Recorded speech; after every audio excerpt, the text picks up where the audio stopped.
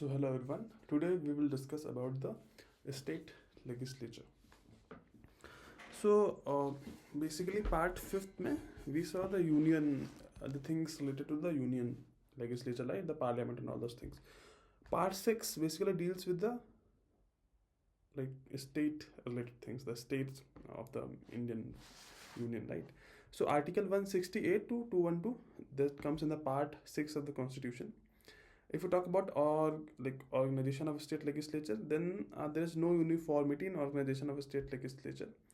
So like some states are unicameral, some states are bicameral. When I say this, it means ki some are having both legislative assembly like Vidhan Sabha and legislative council Vidhan Parishad, and some have only Vidhan Sabha and no Vidhan Parishad. So most of the states have unicameral at present. If I talk about 2019, there are only 6 states which are having bicameral stature, like UP, Karnataka, Andhra Pradesh, Bihar, Maharashtra, and Telangana. So repeat: UP, Karnataka, Andhra Pradesh, Bihar, Maharashtra, and Telangana. Okay. Jammu and Kashmir Reorganization Act 2019 that made it union territory. So it abolished its legislative council. Tamil Nadu Legislature Council Act 2010 that hasn't come into force, so that's why they don't have any legislature council. Andhra Pradesh was revived with Andhra Pradesh Legislature Council Act 2005. Okay. So 7th Constitutional Amendment Act. So our constitution was given to us on 26th of November 1950, right? 7th Constitutional Amendment jab hua in 1956. So it provided for the Legislature Council in the Madhya Pradesh, but so that provided for the Legislature Council in Madhya Pradesh, but no such notification from the President till now. That's why they don't have Legislature Council till now. So 22 states are basically unicameral in nature as of now. Hence, the state legislature consists of basically the governor and the state legislature assembly, legislature council नहीं है in these 22 states. Rest जो 6 states हैं उनमें legislature council भी है. So Constitution provides for the abolition or creation of legislative council in the states if states passes a resolution regarding it, but that should come with a special majority. That means कि one half of the total majority, one half of the total seats in the legislative assembly, and 2/3 of the total members present in voting. Right? Let's say we have 100 people, and at that day we have let's say 80 people. So 2/3 of that, no, do it 81. So 2/3 of that will be 27 cross to 54 people. So 54 people should be voting. No, sorry, 2/3 of the successful votes were voting in favor. So 54 should be yes votes. And if we see the total majority, 100 people were there, right? So the half of that will be 50. So total votes are greater than 50.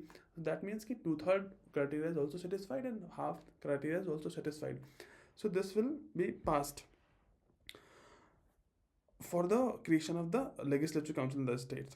So this act of parliament, this doesn't deem to be an amendment of constitution, which is like Article 368 provides for the amendment in the constitution. But this is simple act.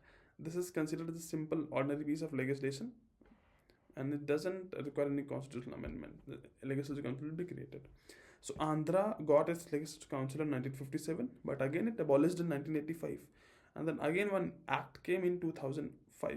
So again they're having legislative council also. So legislative council of Punjab and West Bengal got abolished in 1969. So we can see that there are a lot of distinguished things. There are a lot of different things across different states. Sometimes they want council, sometimes they don't want. They even get it, then they dissolve it, right? Now coming to the composition of the two houses. Assembly, for the legislative assembly, strength can be minimum 60, maximum 500, dependent on the population of the particular state. But if we talk about Arunachal Pradesh, Goa, Sikkim, then the minimum should be 30 members of the SLA. For Mizoram it's 40, for Nagaland it's 46. So some members of the legislative assembly in Sikkim and Nagaland are elected indirectly. We will talk about this later, but some members are elected indirectly. Okay. What are the territorial constituencies? These are basically divided for the election purposes. So basically, let's say in a state there are 1 lakh people. So they will divide it, let's say they divide it for 5,000 people for one territorial constituency, right? So there will be 20 constituencies. Based on that, they divide the territory. So readjustment after each census. After each census, then population changes after every 10 years, right?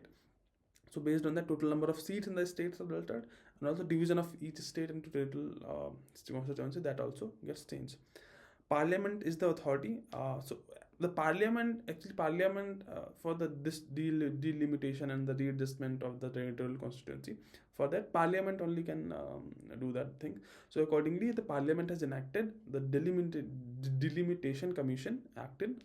I think currently it has done till 1952, 62, 72, 2002. Recently, I'm not sure that it has set up something for Jammu and Kashmir. We can like look into that also. 42nd Constitutional Amendment Act 1976. So till year 2000, take census for 1971. So in 42nd, when there was 42nd the Constitutional Amendment Act 1976, so it said ki 2000 tak, till 2000 we will consider the census for 1971.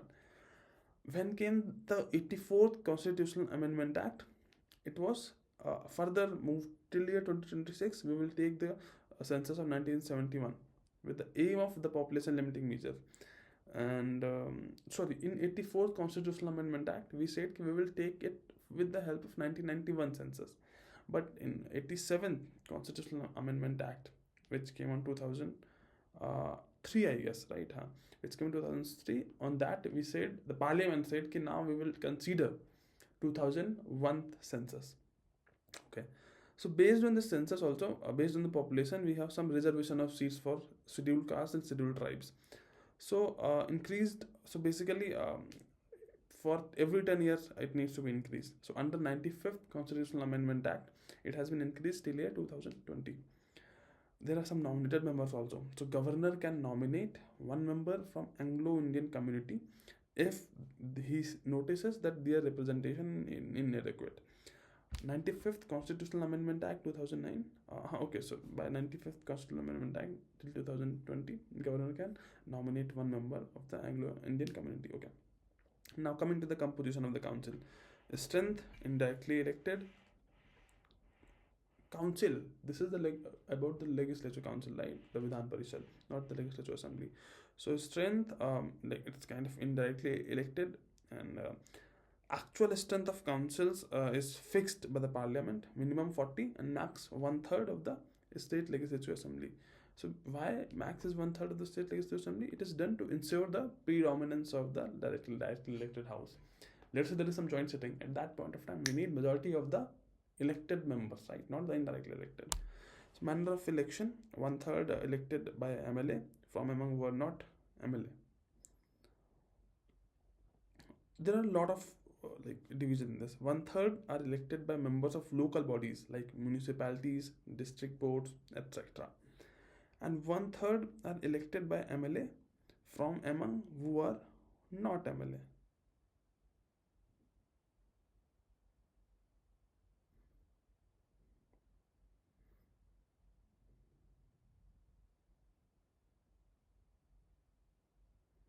This actually I don't get it, but okay, let me clarify it here.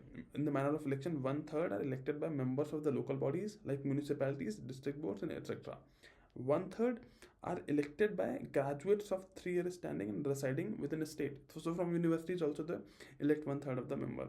1/12 they elect by the teachers of 3 years, like who are teaching in the state for 3 years, standing and standing, and not lower in study than secondary school. Like they are teaching in the standards of more the standard than secondary school. And 1/6 they elect by proportional representation, the single transferable vote, and the remaining are nominated by the governor. That is kind of 1/12. Got it? So this is the structure of the manner of election in the legislature council. So coming to the conclusion, it's something like they are indirectly elected and they contain the people from different sections of the state, like from universities, from teachers, from members of local authorities, and even MLAs can also nominate someone, can elect someone who are not the MLAs. So these all things by nominations of the governors by proportional vote. So these all things basically come in the MLC's election. And Parliament are authorized to modify this scheme of election. That is also there. If we talk about duration of two houses, the Legislative Assembly normal term is 5 years. After the first meeting after general election, it dissolves automatically after the period of 5 years. Parliament can extend by one year for indefinite time in case of, but that extension can't exceed beyond a period of 6 months after emergency has ceased to operate. In case of national emergency, Parliament can extend the time, extend the tenure of the SLA by one year for indefinite time. But once the national emergency is over, after 6 months, they need to get the elections done. Legislature Council is a permanent body, not subject to dissolution. 1/3 members retire every 2 years, so a member continues as such for 6 years. So vacant seats are filled by the fresh elections as well as nomination of governor at the beginning of every 3rd year. Okay. Qualifications for a member of the Legislative Assembly. You should be citizen of India, 30 years of Legislative Council and 25 years for Legislative Assembly. As we've seen this in Raj Sabha and Lok Sabha also, they're also the same thing with this, 30 years for the council and 25 years for Legislative Assembly. So he must take an oath to bear true faith and allegiance to the Constitution of India, to uphold the sovereignty and integrity of India.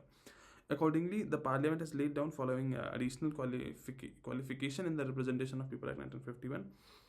So the first is the person to be elected to the Legislative Assembly must be a voter from an assembly constitution in the concerned state.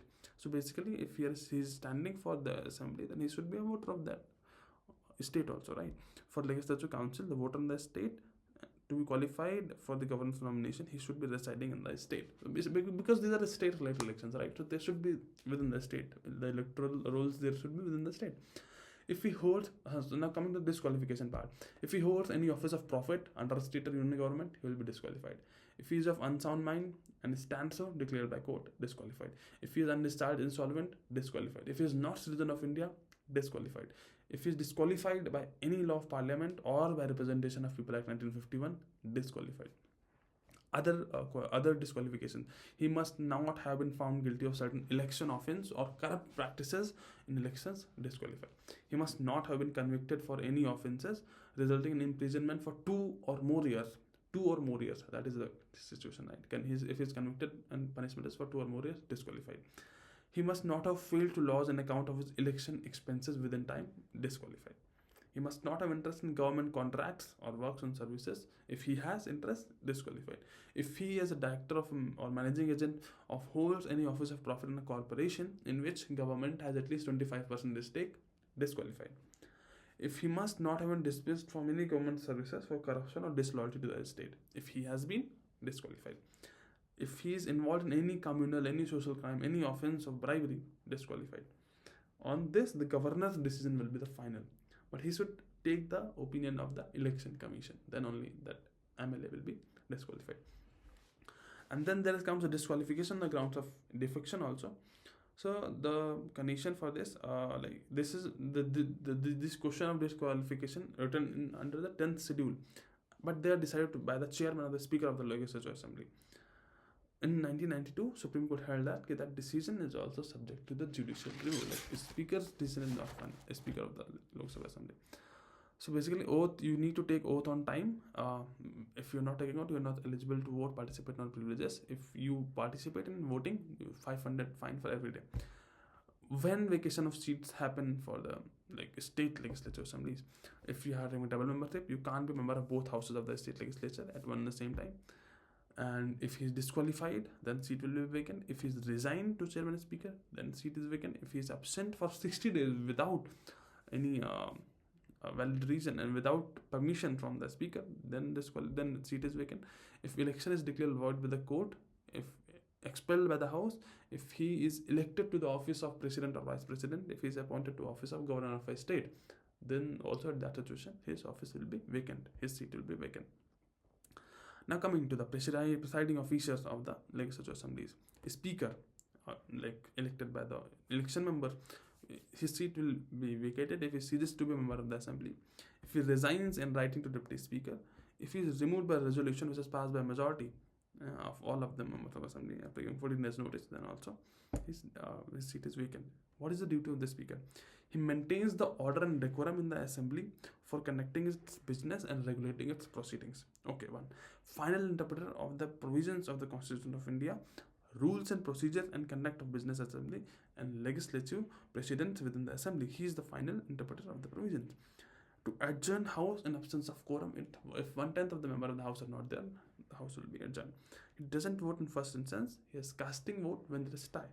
He can't allow secret sitting. He can allow secret sittings, like if any minister asks for it. He decides whether a bill is money bill or not. So again, the speaker has the main power here.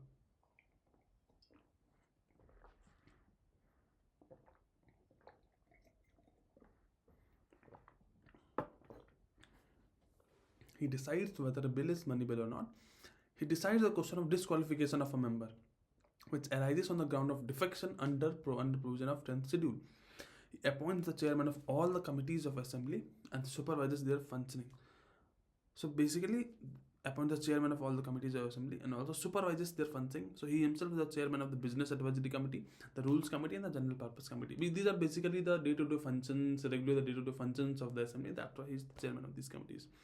Now coming to the deputy speaker of the assembly.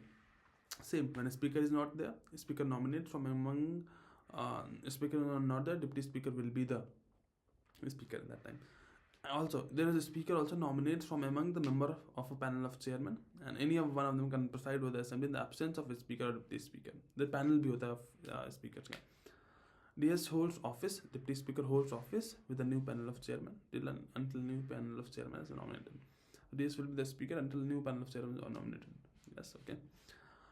So the chairman of council, it is kind of same, except the chairman of council can't decide on money bill. That's the difference between, right? Chairman of council, he cannot decide anything on the money bill. That will be speaker's right. Salaries are charged on the constitutional fund of a state. Charged basically, they will not be open for vote of the assemblies. Now, deputy chairman of the council, see, chairman nominates from among the members in the panel of vice chairman. Any of them can preside over the council in the absence of chairman, deputy chairman. And deputy chairman holds office until new panel of vice chairman is appointed. Session of the state legislature. Summon. What is summoning? So governor from time to time summons each house of a state legislature to meet. The max gap between two sessions can be 6 months, and a state legislature should meet at least twice a year. I think there should be 3 sessions only, like the budget session, monsoon session, winter session. But max gap should be 6 months, and it should meet at least twice a year. Adjournment, it basically suspends the work in a sitting for a specified time, and it adjournment sine die. What is it? For indefinite time, the meetings, the session is adjourned, lies with the presiding officer of the house. Then comes the prorogation. So presiding officer declares the house adjourned sine die when business of the session is completed.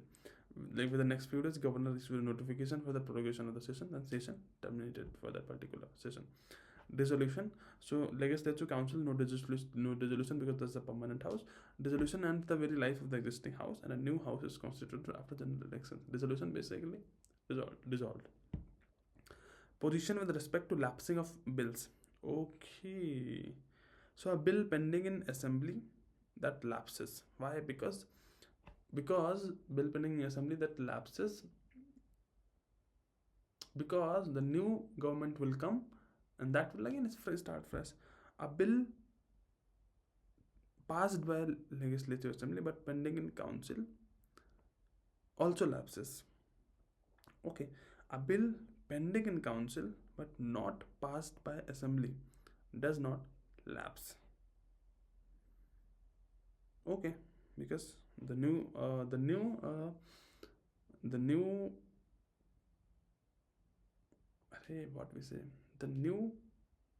will come.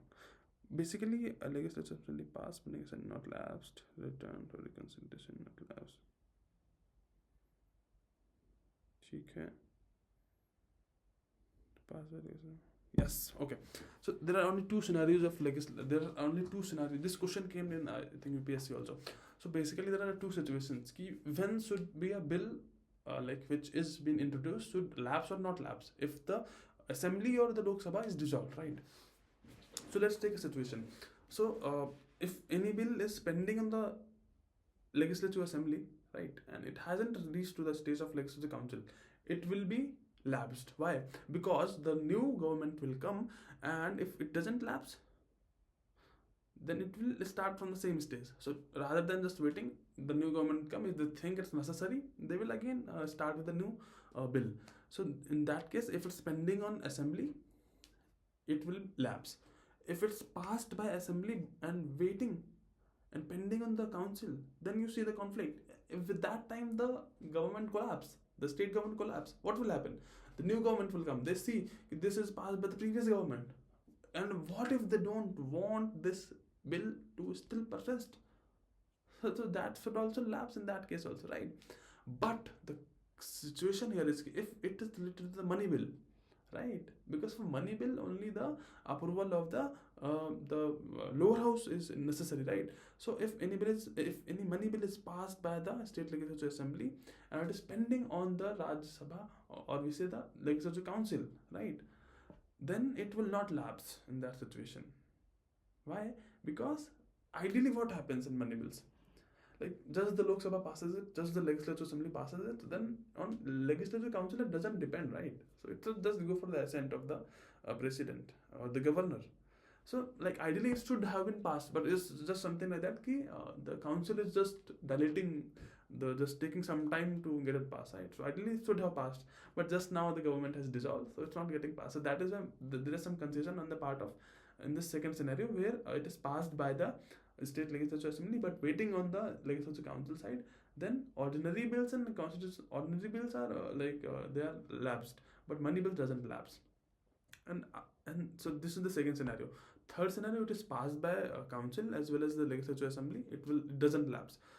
And the rest all of the situation, it doesn't lapse if it is passed by both the houses. And what we say, if it is passed by both the houses and sent for the consideration of the president, and doesn't lapse, and sent for the assent of the president, the governor, doesn't lapse. These are the situations regarding this. Now coming to the quorum, so basically minimum number of members for the transaction of business, minimum 10 or 1/10 of the total sitting of the particular assembly, including presiding officer. Okay, voting in houses. Only few matters which are specifically mentioned in the constitution, like removal of speaker of the assembly, removal of chairman of council, require a special majority, not ordinary majority.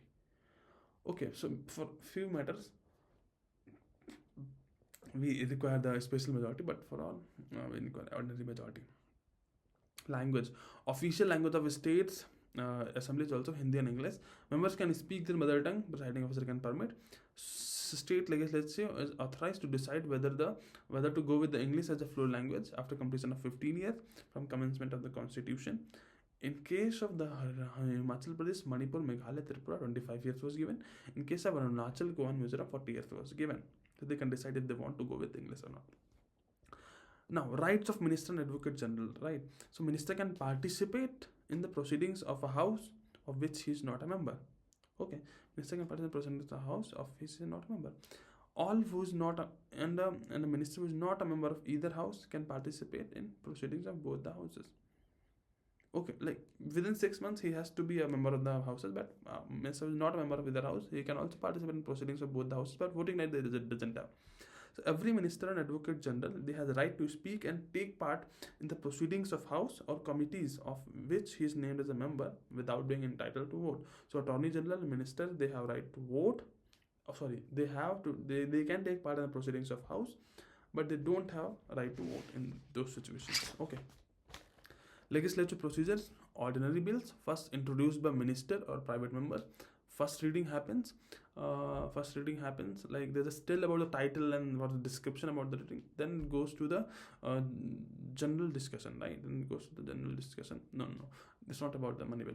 So first reading happens, and then they send the committees to go through clause by clause, and second reading happens clause by clause, and then also amendments can be proposed by the in the second reading, and the third, then again after some time the third reading happens, which it basically for the purpose of voting. In this phase, the amendment cannot be proposed third reading. So then passed, then will get passed. When it's passed, then it is sent to other house for consideration. If no legislature council, then it is directly sent for assent to governor. Similar process happens in the second house also. Then they may pass the bill, they may reject the bill, they pass the bill with amendments, they may not take any action, thus keep the bill pending. But maximum delay they can do is the 4 months. So if legislature assembly rejects amendment or council rejects bill, doesn't take any action till then, that is something till 3 months they can. Within 3 months the council has to return the bill, right, whether passing or amendment or reject. So legislature assembly may pass the bill again and transmit same to the council. In this case, no action provided, the time given is 1 month, then the bill will automatically be considered as passed and will be sent for the assent of the governor. No action period. Okay. Assent of the governor. The constitution doesn't provide for mechanism of joint sitting here. So in state legislature assembly and council, there is no provision of such as joint sitting here. Council bill will be dead if legislature assembly rejects it. Okay. If any bill is originated in council and if legislature assembly rejects it, it will be dead. Assent of governor. What happens in governor? He may give his assent. He may withhold his assent to the bill. He may return for reconsideration. He may reserve the bill for consideration of the president. So in case of return of reserve reconsideration, if that comes again, then the governor must give his assent. Okay. Assent of president. If the bill is reserved by governor, the president can return for reconsideration. Legislature assembly and legislature council will review within 6 months. Even after that, if not obligatory for president to give assent to that bill. So basically here president के veto के over, president के veto के ऊपर, they don't have any rights, right? If it comes about money bill, it can be introduced only in the legislature assembly on recommendation of governor. Okay, transmitted to legislature council, they can only make a recommendation and must return bill to legislature assembly within 14 days. Then the bill will be sent to governor, which should be yes, because it was a prior recommendation. If bill is reserved for president, he can either give his assent or withhold his assent. But even in this case, the president cannot send the bill for reconsideration of the state legislative assembly. So ordinary bills, if we talk about the differences between the powers of the parliament and the state legislatures, if we talk about ordinary bills, so parliament can be introduced either same power by minister of 5 members, same for state legislature. Passes through first, second and third reading, same for state legislature. It is deemed to have been passed when passed by both houses, same for state legislature. Deadlock when second house rejects. There is case of deadlock when second house rejects or proposed amendment or does not pass within 6 months, and same case is for state legislature also.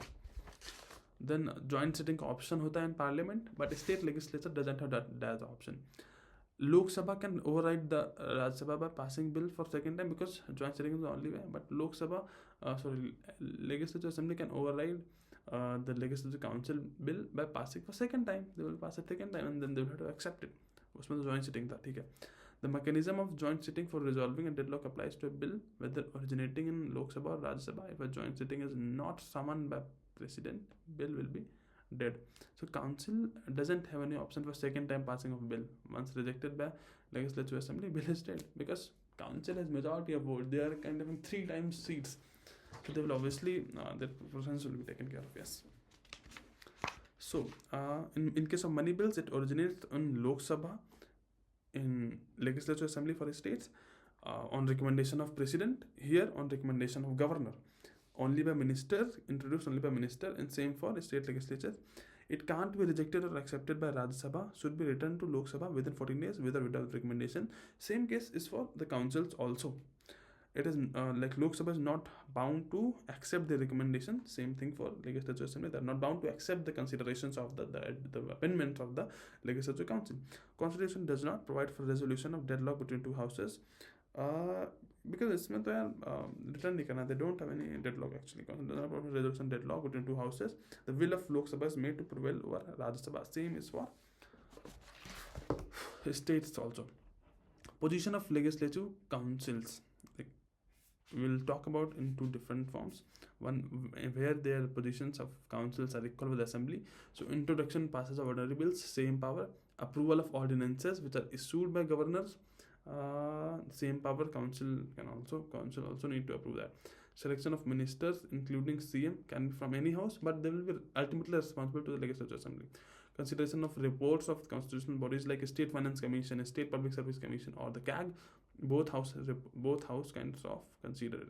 Enlargement of jurisdiction of the State Public Service Commission, that is also fine. They are having equal powers in this case. Where they are actually unequal. Let's not take part in election of president of citizen effective same ratification. Where the Legislative Council has unequal rights with the Legislative Assembly. Money bill can only be introduced in the Assembly. Only 14 days review period they get there. The final power to decide whether a money bill is not money bill or not, that's with the Speaker of the Assembly, not the Council. Final power of passing an ordinary bill is with Legislative Assembly only. Max postpone they can do is 4 months. Council can only discuss budget but can't vote on the demands for grants. Okay, they can only discuss budget but can't vote on the demand for grants. Council cannot remove Council of Ministers. The Legislative Council cannot remove the Council of Ministers by no confidence motion. Okay, so no confidence motion cannot be started in the Legislative Council. That is one thing. Council does not take part in the election of president or representatives in Rajya Sabha. Okay, so basically Legislative Council does not take part in the election of the president. In that case also only State Legislative Assembly was supposed to vote. It does not take part in the election of president or representatives or the Rajya Sabha. Council has no effective say in the ratification of constitutional amendment bill. Okay, constitutional amendment bill. Okay, very existence of council depends on the will of the assembly. If they want, then only council will be there, otherwise it will be dissolved. Dissolved in the sense it will not even present there. So it consists representatives of Rajya Sabha. Difference between the Rajya Sabha and the Legislative Council. It consists of the representatives of the states and reflects the federal element of the polity. In case of Legislative Council, only issues of federal significances doesn't arise there, right? It is Rajya Sabha is homogeneously constituted, like states nominated. So Legislative Council is heterogeneously constituted. Like ideally देखो तो कुछ इतना कुछ value है नहीं council का, like university से members आ गए, इधर से आ गए, उधर से आ गए, नॉमिनेशन करके आ गए, बट लाइक आइडियल देखो तो क्या ही है, राज्यसभा में स्टेट से आ रहे members, right. Rajya Sabha is also advisory body and Legislative Council is only kind of dilatory body to just keep a check on the hasty decisions of the assembly. Privileges of the state legislature: those who speak and entitled to take part in proceedings of the house, they also get privileges. So advocate general also comes in there. Governor is not a part of the kind of legislation, right? So he does not get those provisions, those privileges. Correct. Two privileges are, I think, same. The right to publish reports, debates and proceedings, and to prohibit others as well from the freedom of press. Can exclude strangers from proceedings and hold secret sittings to discuss some important matters. That is also collective privileges. It can make rules to regulate its own procedure and conduct of its own business and adjudicate upon such matters. Okay. It can also punish members for the breach of the privileges. Okay. A right to receive immediate info, arrest, detention, conviction, imprisonment, release of a member, that they can do. Okay. Courts are prohibited to inquire into the proceedings of House or its committees. Okay. No person can be arrested and no legal process can be served within the precincts of the house without the permission of the presiding officer. That is also fine. Now coming to the individual privileges: can't be arrested when session plus minus 40 days. A member cannot be arrested when session is going, like plus minus 40 days. Freedom of speech in the state legislature, that is there. And exempted from the jury service. They can refuse to give evidence and appear as a witness in a case pending in a court when state legislature is in session. At that time they are not supposed to go anywhere and say ki, like we should not be doing this, right? Like, and to give the evidence ki, this is what we are doing, and give the even stand there in the court of night. They are not actually bound to do that in the joint session plus minus 40 days. That is there for the state legislature, guys.